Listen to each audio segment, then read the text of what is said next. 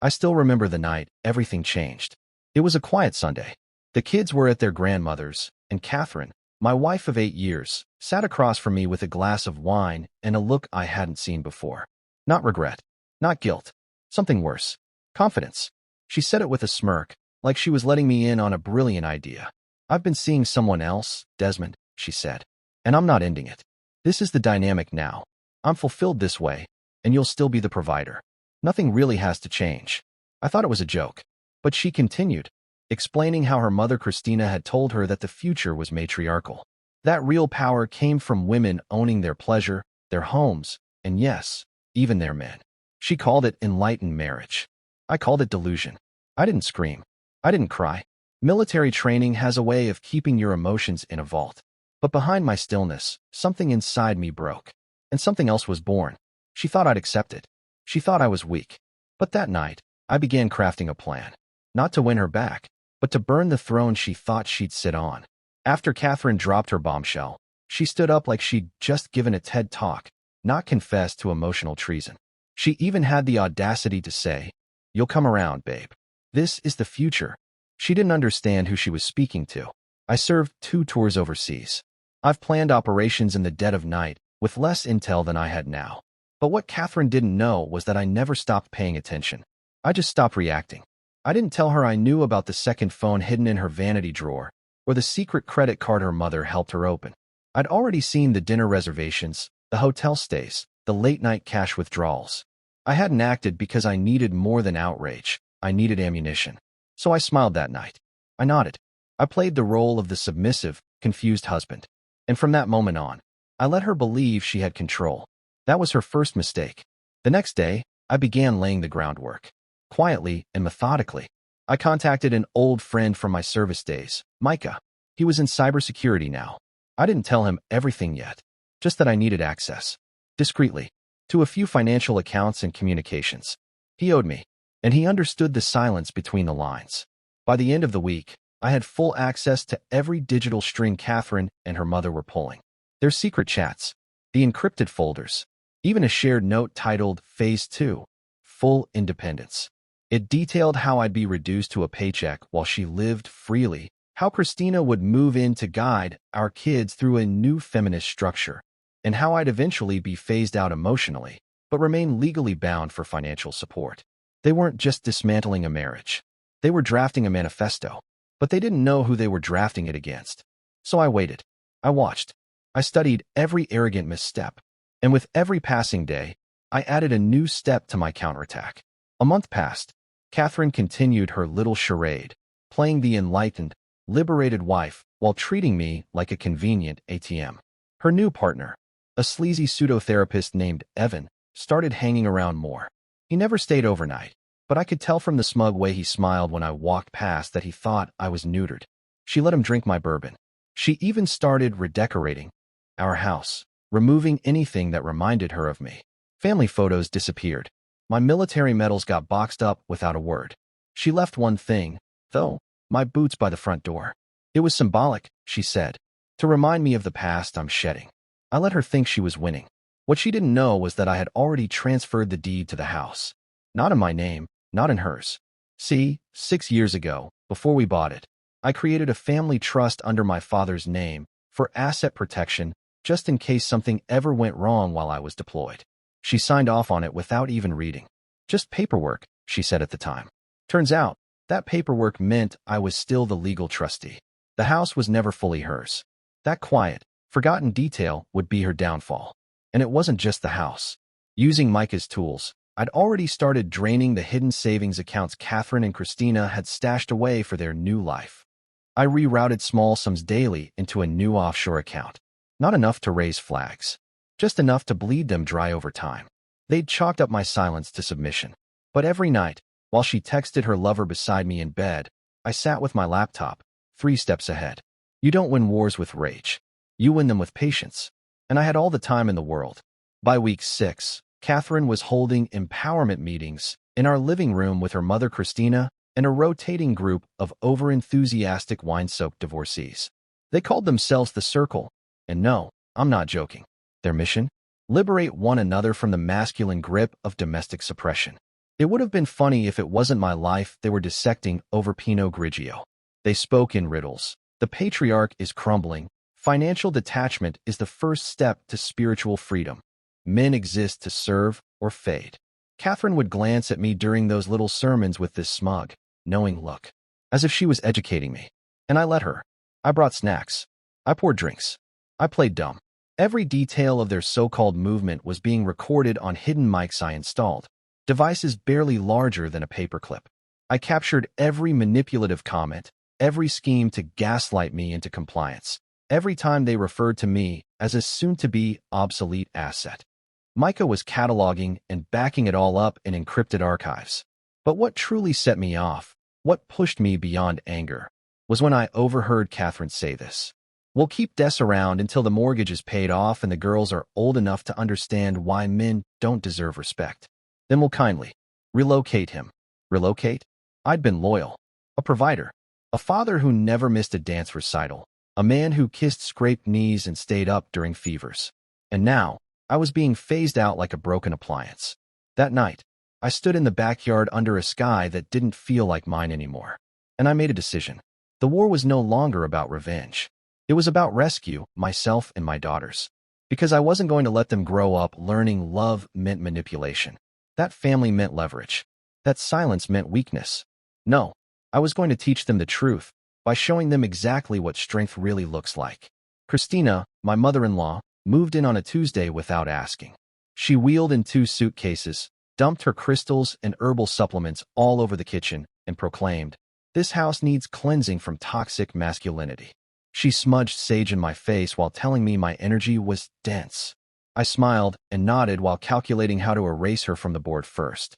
Out of all of them, Christina was the engine. She'd filled Catherine's head with poison for years, reframing every marital disagreement as oppression, every compromise as surrender. She wasn't just a meddling mother-in-law. She was a strategist in pearls and fake enlightenment. She also happened to be greedy. A little digging through Micah's data pulls revealed that Christina received monthly consultation payments from a shady women's collective that masked its income through spiritual therapy services. She was laundering money under the guise of empowerment. She had a second phone too, just like her daughter. Sloppy. So I laid a trap. I emailed her from an anonymous, encrypted address, posing as a journalist investigating fraudulent tax-exempt groups. I hinted that several organizations were being audited and her name had come up. Just watching her panic was worth it.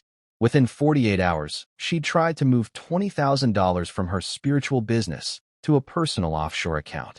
Too bad Micah had already redirected it to mine. When she confronted Catherine about it, yelling about betrayal, about secrets, Catherine started unraveling. The circle disbanded after the internal chaos. Suddenly their movement wasn't so empowering when the money dried up. The queen had fallen, and her daughter was next. But I wasn't done. I didn't want them broke. I wanted them exposed. And I wanted full custody of my daughters before they were fully indoctrinated into this twisted ideology. The plan was far from over. But now the cracks were visible, and I was about to drive a wedge through them wide enough to shatter everything. By now, Catherine was paranoid. She blamed Christina for the missing funds, cut off her consultations, and began withdrawing emotionally from everyone, including Evan, her so-called soul partner. I watched her world contract from smug arrogance to frantic instability, and I knew it was time to shift focus. The children. My daughters were young, 7 and 9, but perceptive. They noticed things, like how Mom no longer read bedtime stories, or how Evan used his zen voice to boss them around while Catherine giggled. I never spoke ill of their mother. Instead, I became their rock, quiet, patient, steady, and I documented everything. Micah helped install discreet nanny cams.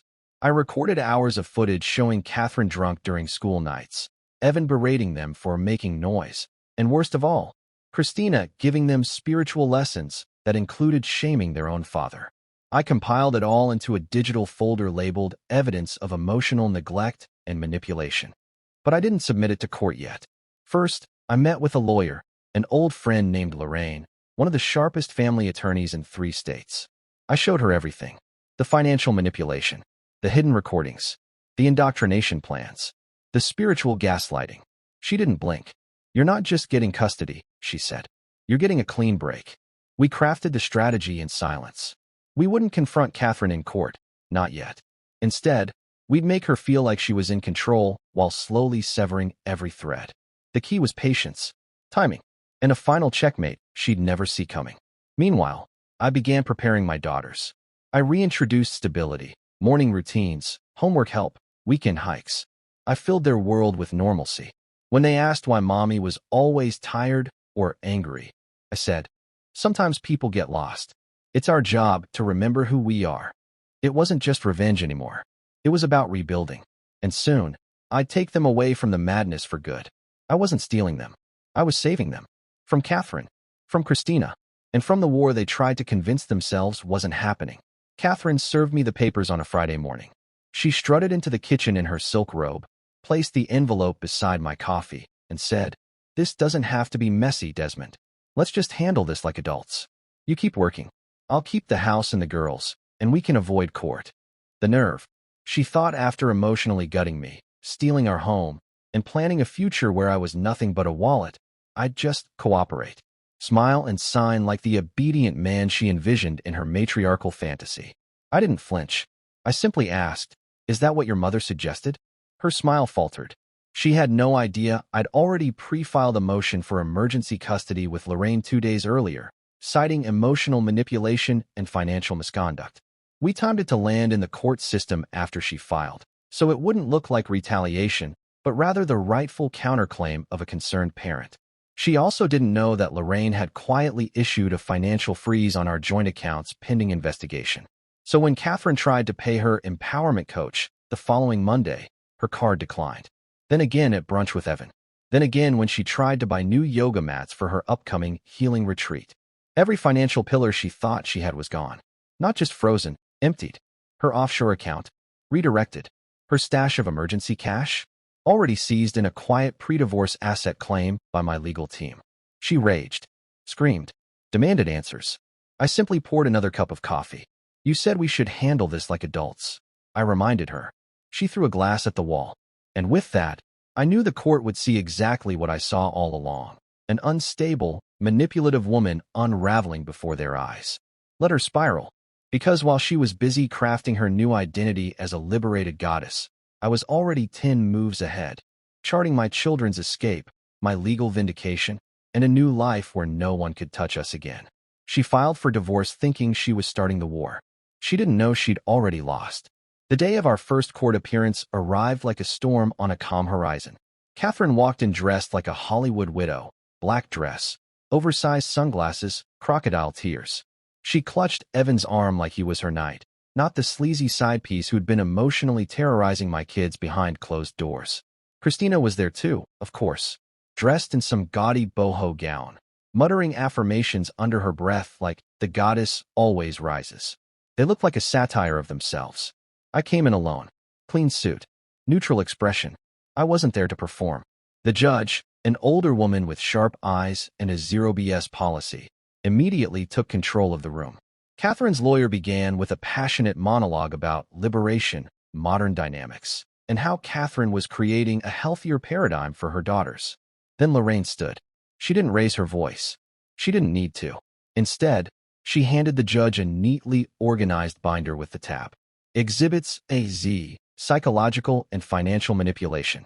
Every recording, every message, every video of the girls crying as Evan shouted at them for not doing yoga the right way. A video of Catherine, drunk and ranting about how Desmond is just a working mule. Screenshots of Christina's plans to convert the family home into a women's retreat funded by my paycheck. The judge read silently. Catherine squirmed. By the time the footage of the girls' bedrooms being turned into healing spaces for Christina's clients played, the courtroom was ice. "Is this your idea of a stable home?" the judge asked Catherine. Catherine stuttered. Evan spoke up. Wrong move. The judge shut him down like a school principal catching a kid cheating on a test. She granted me temporary full custody, a restraining order against Christina for psychological interference, and permission to remain in the house as trustee. Catherine was allowed only supervised visitation until further review. She screamed in the hallway like a banshee. Christina swore the universe would punish me. Evan just looked lost, like a puppet without strings. But me? I walked out with my daughters holding my hands. Not a word spoken. I didn't need to say anything. The judge had already said it for me. with the hammer of justice. And this was only the beginning. After court, everything moved fast. Catherine tried to appeal, of course, claimed the videos were taken out of context, said I had manipulated the kids. Her cries grew louder, more erratic.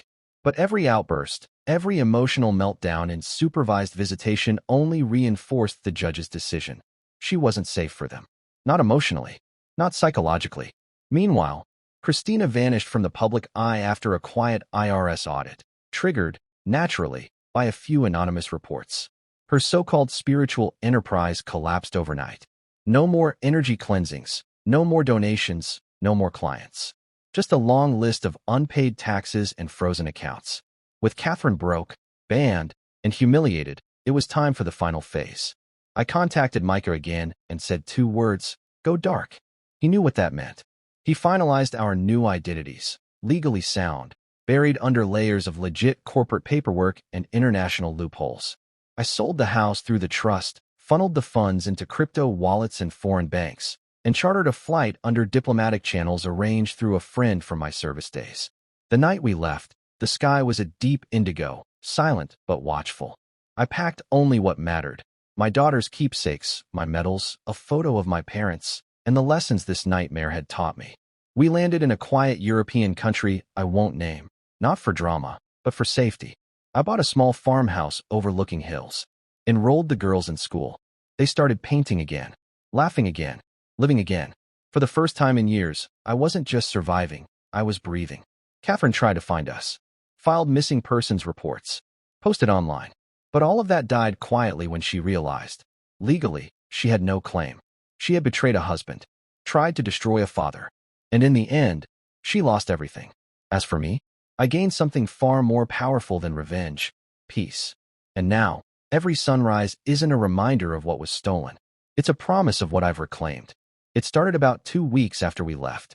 An email slipped through one of the old accounts I'd kept alive as bait. From Catherine. Subject line: we need to talk. For the girls. I didn't open it. I forwarded it to Lorraine, who confirmed she had already received similar messages on her end. The custody ruling had gone permanent in my absence. Catherine had failed to show up to 3 mandatory hearings, and the judge saw it as abandonment. Lorraine had filed the final paperwork. I was officially the sole legal guardian. Still, more messages trickled in over time. Emails. Voicemails left on international numbers that didn't belong to me, but somehow got forwarded. The tone changed every few weeks. First, guilt. Then, anger. Then, desperation. Finally, denial. Desmond, this isn't you. The girls need their mother. You've made your point. Come back, please. You'll regret this when they grow up hating you for taking me away. I didn't respond, because I had nothing left to say. Instead, I started writing letters. To my daughters. Letters they'd read when they were older. Honest ones. About who their mother was. About what she chose. About how I didn't leave Catherine out of spite, but because staying would have taught them that being used is love and that silence equals peace. I wrote 1 letter a week, stored them in a small lockbox. Some were angry. Some were just full of memories, what their laughter sounded like during the stormy nights, how their eyes looked when they asked if mommy was mad at them. I didn't write to shame Catherine. I wrote to give my daughters answers they wouldn't find in bitterness. The world Catherine built was a prison, but the life I built, that was freedom. And the truth doesn't need to scream. It waits quietly, ready to be understood. One day, they'll read those letters, and they'll know who I was, who she was, and why I made the choice I did. It was a rainy evening, one of those rare, cinematic moments where the fire crackles just right, the tea is warm, and the world feels still. My youngest, Elsie, was drawing quietly at the table when she looked up and asked the question I'd been waiting for. Daddy, why doesn't mommy write to me anymore? I paused, my heart clenched, not out of fear, but out of grief. Not for myself, but for her, for the piece of innocence already chipped away. I put my mug down, sat beside her, and said, she might still be writing, but she doesn't know where we are, and that's for a reason. She frowned. Did she do something bad? Her sister, Hazel, older and more observant, looked up from her book. Listening. I sighed. It's not about bad or good. It's about safe or unsafe.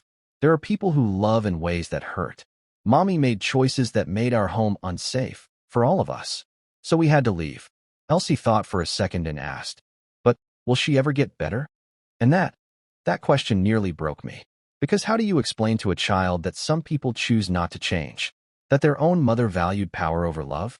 That even when given a chance, some people double down on cruelty rather than face themselves? I didn't say any of that. I said I hope so. I really do. But even if she doesn't, it's not your fault. And it never was. Hazel came over and hugged me. She didn't say anything, but I knew she understood more than she let on. She always had. After they went to bed, I opened my lockbox and added another letter. This one wasn't for them. It was addressed to Catherine. I didn't plan on sending it. I just needed to write it. You could have had everything. A family, a partner, a life of meaning. But you traded it for control. And in doing so, you lost the very people who would have loved you unconditionally. They're safe now, growing, healing. You don't know what their laughter sounds like anymore. And you never will again. Some wounds never close. But some silences are healing. It happened on a quiet morning, months after I thought everything had settled. I was dropping the girls off at school when I noticed a car parked down the hill near the forest path. Black sedan, tinted windows, engine still running. I clocked it instantly. My training kicked in, not panic, just precision. I made a mental note of the plate, the time, and walked the girls inside as if nothing was wrong. Then I circled back, parked behind the car, and waited. 10 minutes later, Evan stepped out. Same smug smirk. Older, more weathered. Maybe life with Catherine hadn't been as empowering as he imagined. He had a folder under one arm, a GoPro strapped to his chest, and the audacity to still wear his holistic masculinity hoodie. He turned pale when he saw me. "You're not supposed to be here," I said calmly. "I just want to talk, man." I laughed. "You've never wanted to talk. You wanted to teach. Big difference." He tried to step forward, but I raised my hand. "Don't. This country has strict privacy laws. You're violating 2 already. Keep moving, and I'll add trespassing and attempted intimidation to the list." He paused, uncertain now. "Catherine misses them. She just wants closure," he said. I stared him down. "Closure is a luxury you don't get after helping tear a family apart. You and that little cult helped Catherine turn motherhood into a game of dominance. You're not a healer, Evan. You're a coward who hides behind women and calls it spirituality." He didn't argue. He just muttered something and turned away. That afternoon, I contacted the authorities, provided the footage from my dash cam, the license plate number, and the context. He was questioned, warned, and flagged for future border attempts. And just like that, he vanished. My daughters never knew he came. They didn't need to. The past doesn't deserve a place in our new life. That incident reminded me of something. Predators often mistake kindness for weakness. But when the time comes, I don't hesitate.